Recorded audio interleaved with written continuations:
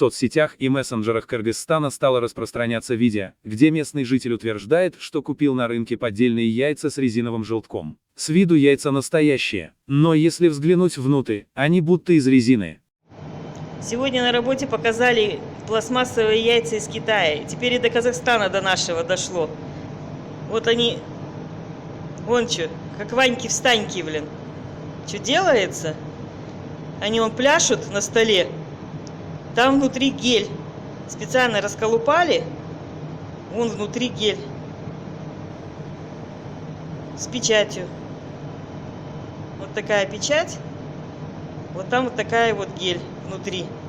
Редакция спросила, откуда взялись такие яйца на рынке Кыргызстана, у главы Ассоциации птицеводов Рустама Османалиева. По его словам, скорее всего, это яйцо, которое привезено из Узбекистана. Мы неоднократно обращались к правительству по вопросу с контрабандными яйцами из Республики Узбекистан без соответствующих ветеринарных документов, сертификатов происхождения и так далее. Как только у нас в стране началась контрабанда из Узбекистана, на наших рынках начали периодически появляться такие вот яйца, сказал эксперт.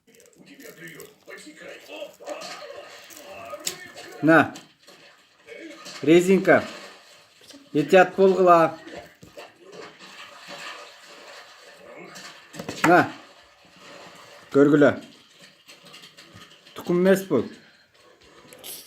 Ол үшінше тарқатып қойғыла, тұқым алған етят болғыла.